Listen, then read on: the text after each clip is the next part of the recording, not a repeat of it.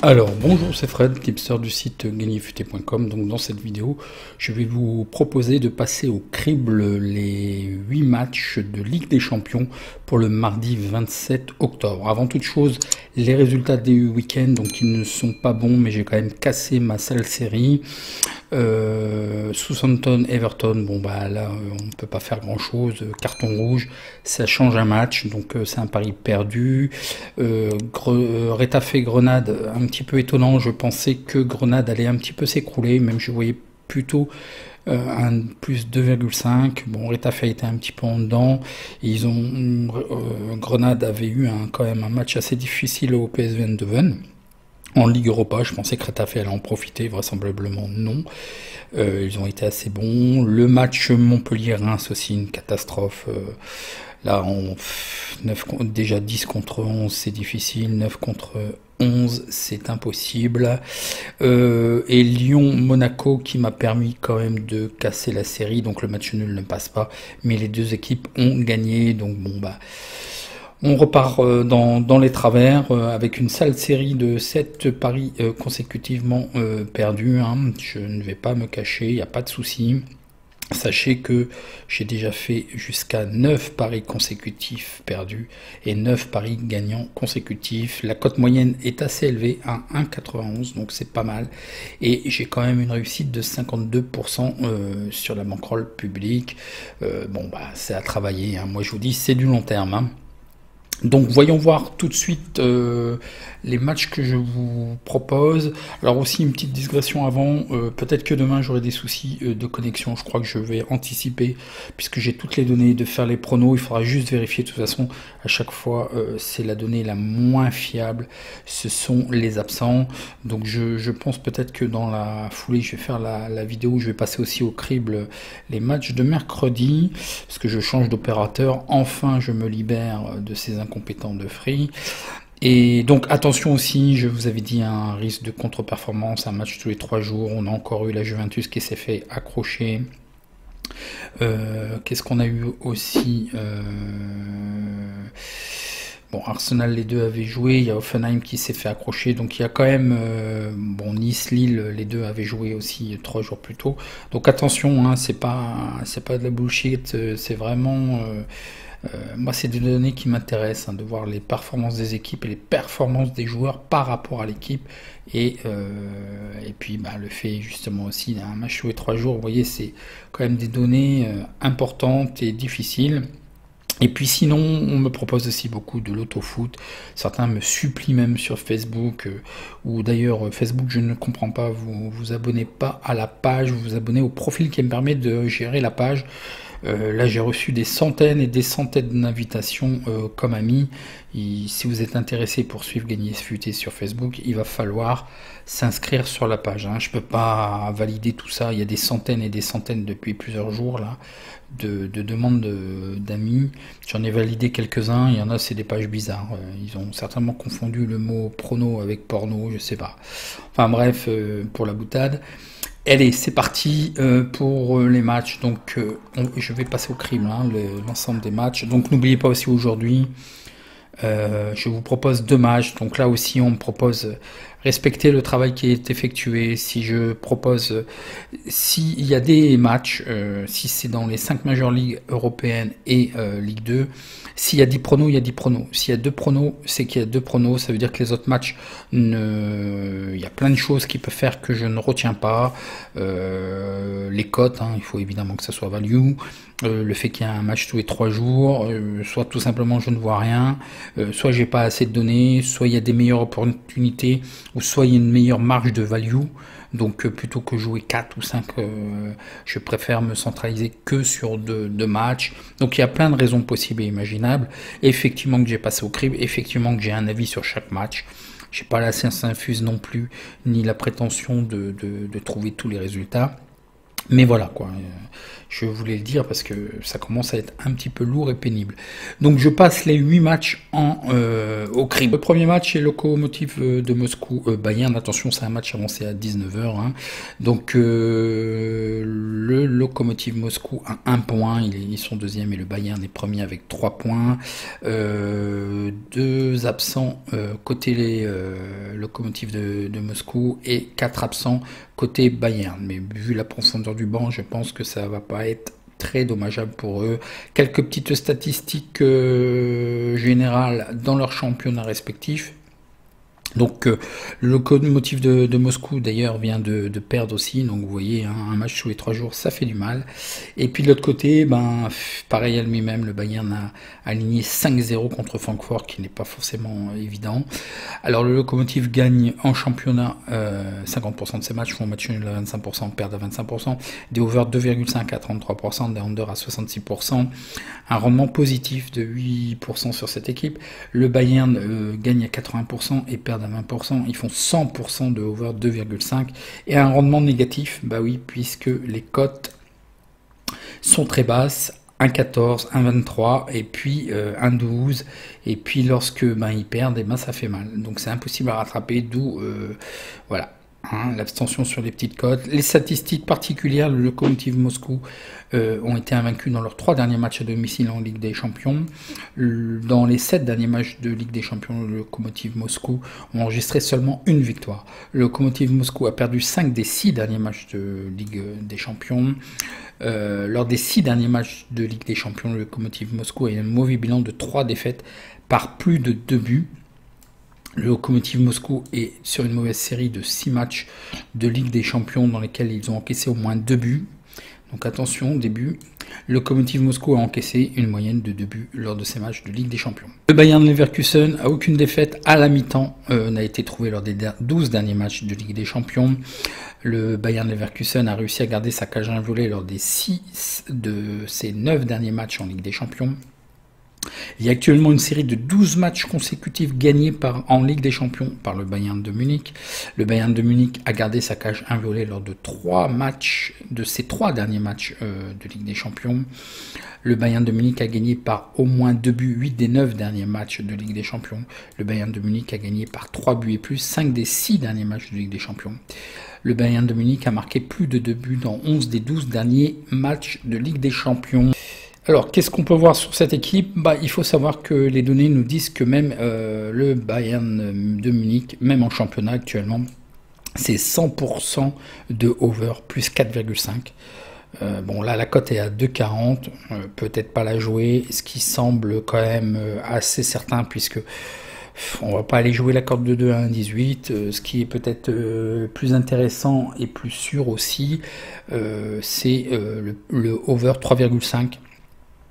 1,65, ce qui est pas mal. Au niveau probabilité, je vois d'ailleurs, c'est pour ça qu'il y a une divergence aussi. Bon, ok, le Bayern, c'est le Bayern. Mais je vois 70% de victoire pour le Bayern, 20% de match nul, 10% pour le Lokomotiv. Je vois le 2 à 3,0. Mais je pense que effectivement le over 3,5 peut être très judicieux. Donc voyons voir maintenant le Shakhtar Donetsk Inter. Donc le Shakhtar est premier avec 3 points et puis l'Inter est ex-aequo deuxième avec 1 point. Donc une belle régularité du Shakhtar. Bon, vous savez très bien que le Real se sont fait accrocher. Ils gagnent à 42%, match nul à 57%, over 57%, under 42%. Un rapport négatif parce qu'ils effectuent effectivement énormément de matchs nuls. L'Inter gagne à 60%, match nul à 20% et perdent à 20% en championnat. Ils font des over 2,5 à 60%, des under à 40%, un rapport négatif sur cette équipe. Donc attention, le Shakhtar, je n'ai pas confirmation actuellement. Pour l'instant, je ne sais pas s'il y a le retour des 10 Covid, des 10 joueurs qui avaient été remplacés suite au Covid. Par contre, ce qui est sûr, c'est qu'il y a un absent.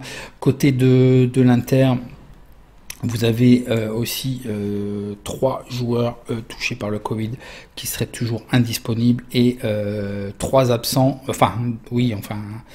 un absent encore et 2 joueurs douteux, dont Alexis Sanchez qui peut être un petit peu gênant pour l'équipe. Donc voyons voir les statistiques générales que je vous trouve. Dans 5 des 6 derniers matchs de Ligue des Champions, le Shakhtar Donetsk, dans les matchs du Shakhtar Donetsk, les deux équipes ont marqué. Le Shakhtar Donetsk n'a pas perdu lors de 5 des 6 derniers matchs en Champions League. Dans 6 des 7 derniers matchs en Ligue des Champions, le Shakhtar Donetsk, il y a eu plus 2,5 buts. Oui, je vous parle tout le temps des statistiques, j'ai pris que les statistiques pure Champions League, là, ce coup-ci. C'est pas des statistiques championnat, tout est Champions League.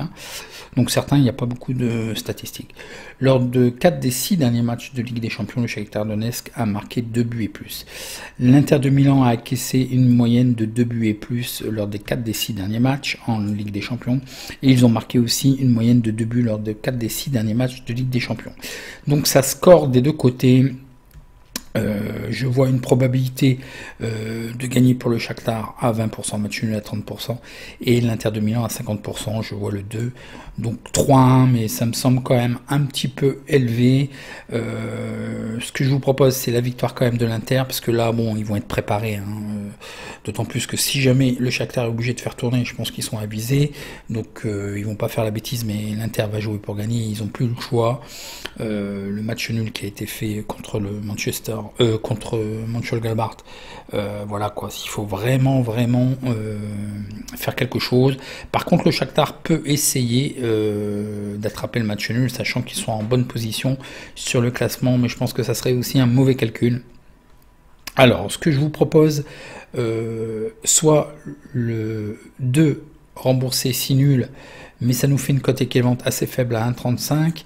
Et moi, ce que je préfère, c'est jouer le 2 sec à 1,80 avec les deux équipes marques, parce que vraisemblablement le Shakhtar est capable quand même de marquer. Il l'a prouvé, il l'a montré. Ils sont très... L'animation offensive est quand même pas négligeable. Donc les deux équipes marquent à 1,53. Dans ce cas-là, on aurait une cote équivalente à 1,62, ce qui est pas mal en fait, avec une répartition judicieuse sur le 2 à une cote de 1,80. Donc vous mettez 10 ou 11 euros et puis 20 euros sur les deux équipes marques. Et dans ce cas-là, on aurait une cote équivalente de 1,62 avec une possibilité de rembourser. Donc voilà pour ce match. Voyons voir Atalanta l'Ajax.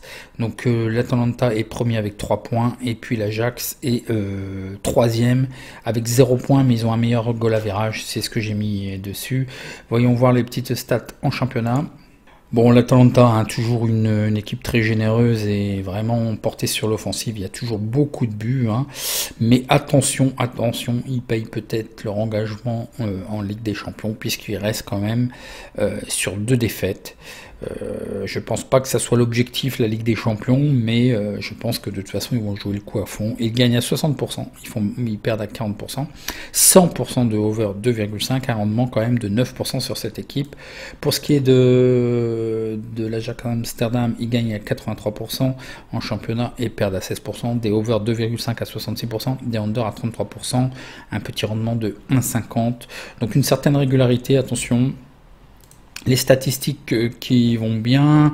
Alors tout d'abord, 3 absents côté Atalanta et un absent certain jusqu'au mois de janvier pour l'Ajax. Les statistiques, l'Atalanta est invaincu dans 6 des 7 derniers matchs en Ligue des Champions. L'Atalanta a gagné 5 des 6 derniers matchs de Ligue des Champions. L'Atalanta a gagné par 2 buts et plus ces 6 derniers matchs de Ligue des Champions. Lors de ces 6 derniers matchs de Ligue des Champions, Atalanta a gagné à la mi-temps et à la fin du temps réglementaire à 4 reprises. Lors de ces 5 derniers matchs de Ligue des Champions, Atalanta a gagné par 3 buts et plus les 3 derniers matchs. Atalanta a marqué au moins un but dans chacun de ces 9 derniers matchs en Ligue des Champions. Lors des 5 derniers matchs d'Atalanta en Ligue des Champions, il y a eu plus 2,5 buts. Pour l'Ajax, elle a gagné par 2 buts et plus 4 des 8 derniers matchs de Ligue des Champions et a marqué 2 buts et plus lors des 3 derniers matchs à l'extérieur de Ligue des Champions. Donc, qu'est-ce que je vois comme probabilité? L'Atalanta gagne à 40%, match nul à 30% et la victoire à l'extérieur à 20%. Je vois le 1, donc 2-1. Je vois, la cote est limite à 1,78, même elle serait pas value, puisque en fait je détecte 40% de probabilité, donc on en est loin. Sauf que là, sur ce match-là, je pense qu'il n'y aura pas de match nul. Donc, c'est parce que je supprime le match nul. Donc, voilà. Donc, je le prends quand même à 1,78. Je ne vais pas jouer le over parce qu'ils l'ont massacré, évidemment. Et puis, les deux équipes marquent, c'est pareil. C'est massacré. Mais l'Atalanta, c'est un peu limite. Vous voyez, par rapport à vous. Mais l'Atalanta, je le valide, gagnant à 1,78. Donc, voyons voir le match suivant. Donc, l'Atlético de Madrid, Salzbourg. Donc l'Atlético n'a plus le choix, hein, quatrième avec 0 points et Salzbourg troisième avec 1 point. Voyons voir les petites stats. Donc l'Atlético de Madrid, il n'y a pas de souci, vraiment une très belle régularité et beaucoup de clean sheet aussi, attention. Ils gagnent à 60%, match nul à 40%, ils font des over 2,5 à 20%, 80% de under. Un rapport négatif, un 1,60. Salzbourg est invaincu dans son championnat, a gagné tous ses matchs, 100%. Ils font des over à 80%, des under à 20%, un rendement de plus 24% sur cette équipe. Donc au niveau de l'Atlético de Madrid, donc toujours Diego Costa vraisemblablement jusqu'au mois de novembre, il serait absent et deux autres dont un douteux, Sol Niguez. Pour ce qui est de Salzbourg, un seul absent. Voyons voir les statistiques pour ce match. L'Atlético de Madrid a gagné lors des 3 derniers matchs à domicile en Ligue des Champions. L'Atlético de Madrid a été battu dans 5 des 7 derniers matchs de Ligue des Champions. Il y a une série de 3 défaites consécutives dans les derniers matchs de Ligue des Champions de l'Atlético de Madrid. Dans leurs 3 derniers matchs à domicile de Ligue des Champions, l'Atlético de Madrid a gardé une feuille propre, donc une clean sheet, sans encaisser de but. Les deux équipes ont marqué dans 8 des 9 derniers matchs de Salzbourg en Ligue des Champions. Salzbourg n'a pas perdu lors de 5 des 6 derniers matchs de Ligue des Champions. Salzbourg a concédé un but et plus lors de 9 des 10... des 9, tout simplement. Lors de l'ensemble de ces 9 derniers matchs de Ligue des Champions. Plus de 2,5 buts ont été marqués lors des 3 derniers matchs de Salzbourg en Ligue des Champions. Mais là, avec l'Atlético, avec leur clean sheet, attention, justement, c'est ce que je marque. 4 des 5 derniers matchs, c'est des clean sheets pour l'Atlético de Madrid.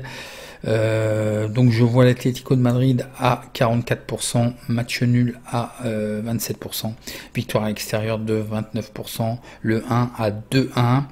Je ne vous propose pas la victoire de l'Atlético de Madrid, attention, c'est pas un jeu de mots, non, je ne valide rien. C'est trop limite, je vois 44%. Salzbourg, pour moi il faut qu'il gagne, mais c'est un problème de cote. C'est trop faible pour moi, donc je vous donne quand même l'information, je les vois quand même gagner, mais la cote n'est pas value pour moi. Donc voyons voir le match suivant, Mönchengladbach Real de Madrid. Donc Mönchengladbach est deuxième avec 1 point et Real Madrid 0 point. Donc Mönchengladbach, après un commencement de saison, on revient quand même sur une certaine régularité. Et puis le Real a très bien joué ce week-end contre le Barça. Tout de suite ils ont repris les devants, donc bon voilà, c'est de bon augure.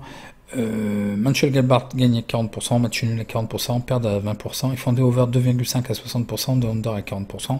Un rapport négatif sur cette équipe, oui, parce qu'en fait ils ont perdu, ils ont fait 2 matchs nuls. Pour ce qui est du Real de Madrid, ils gagnent à 66%, match nul à 16% et perdent à 16%. Des over 2,5 à 33%, des under à 66%, plus 38% sur cette équipe. Donc voyons voir au niveau de l'effectif, quelques absents quand même gênants. Donc 4 absents du côté du Borussia Dortmund, 2 incertains et on a toujours Daniel Cavaral qui est absent, Eden Hazard aussi qui est absent, et puis 2 joueurs incertains. Voyons voir les statistiques. Donc Mönchengladbach a marqué une moyenne de 2 buts dans leur match de Ligue des Champions et a encaissé une moyenne de 2 buts dans leur match de Ligue des Champions, mais c'est uniquement le dernier match vraisemblablement, puisqu'il n'y a pas grand chose. Le Real de Madrid a perdu 3 matchs consécutifs lors de ses derniers affrontements en Ligue des Champions. Attention, le Real de Madrid a marqué au moins 1 but lors des 8 derniers matchs de Ligue des Champions.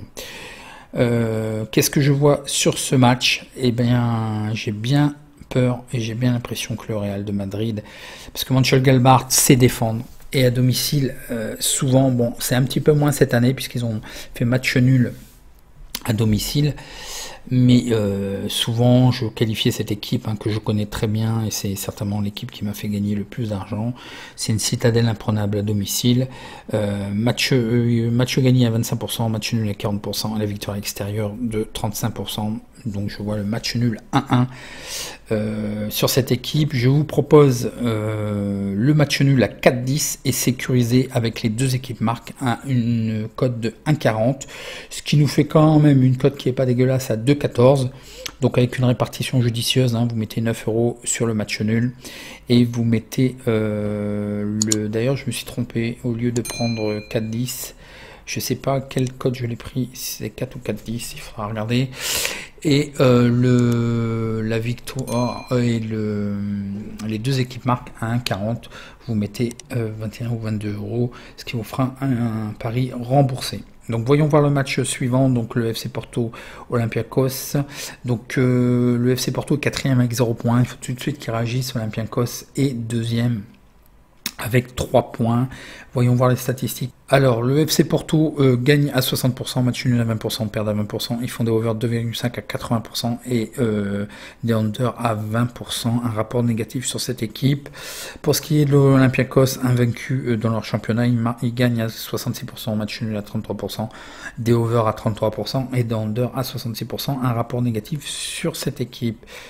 Mais le panel est trop faible. Donc attention sur ces deux équipes. Jusqu'à maintenant, moi je fais la vidéo et il n'y a aucun joueur confirmé blessé ou suspendu ou incertain. Pour ce qui est de Porto, très peu de statistiques. Ils ont concédé, mais ça c'est le dernier match, 3 buts en moyenne en Ligue des Champions, il n'y a pas de stats. Lors de ces 4 derniers matchs en Ligue des Champions, l'Olympiakos a gardé sa cage inviolée, donc attention. Lors des 5 derniers matchs extérieurs en Ligue des Champions, Olympiakos a enregistré un total de 3 défaites par 2 buts et plus. Donc ils sont moins bien à l'extérieur, mais je pense qu'il y aura peut-être pas trop de buts. C'est vraiment indécis. La cote n'est pas trop value non plus à 1,64, puisque je vois 48% pour le FC Porto, match nul à 23% et la victoire extérieure à 29%. Je crois que le 3-1 est beaucoup trop.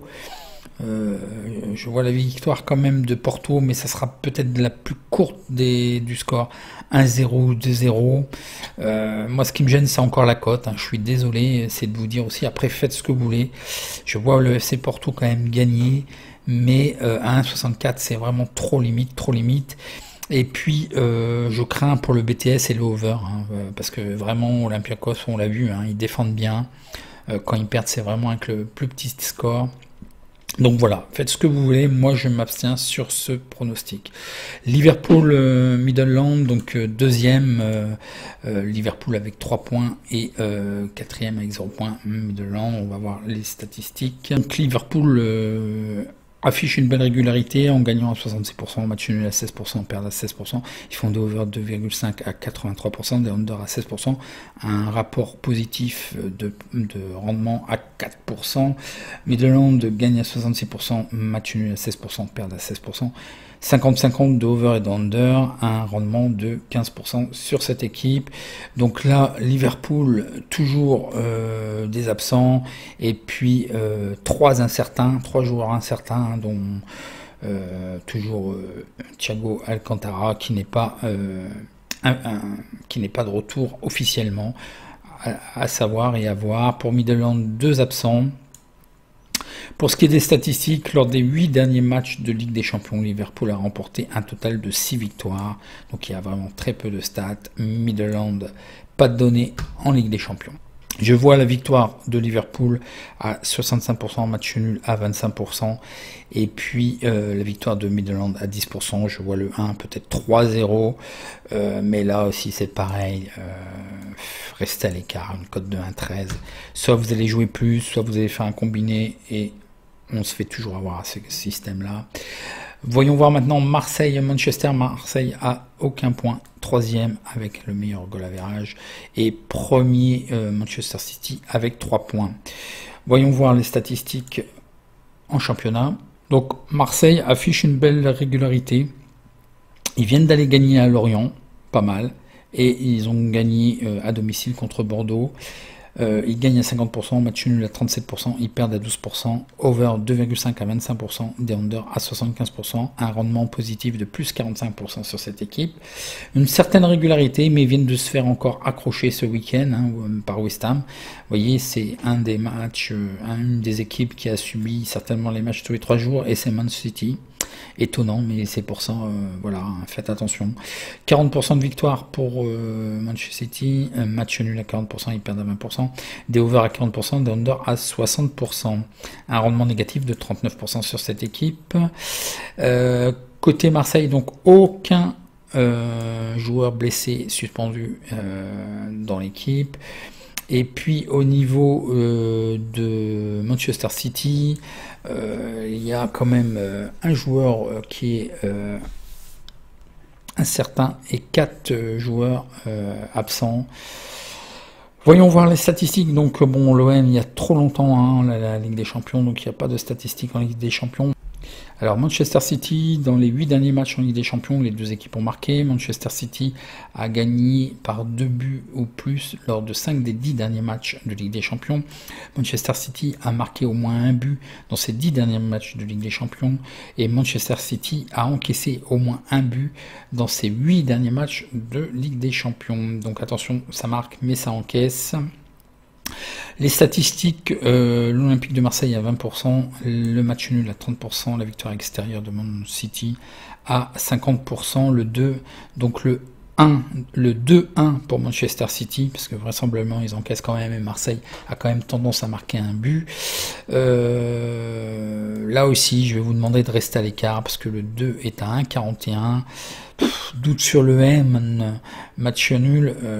Des fois, ils sont un peu de travers, Manchester. Est-ce qu'ils peuvent se faire accrocher? Sur un match parfait de Marseille, il y a un grand Mandanda, peut-être, je sais pas. Il faut voir, mais là, bon, je peux rien valider, on peut pas sécuriser. Donc, vraiment, de par la cote, restez à l'écart. Donc, voilà pour ces pronostics de Ligue des Champions pour la seconde journée, pour le mardi 27. Je réponds à vos questions en commentaire. Et si vous avez apprécié, un petit like, et je vous donne rendez-vous à demain, mais je pense que je vais déjà tourner la vidéo pour mercredi, puisque la plupart des données sont prêtes. Donc en attendant, bon match et à bientôt.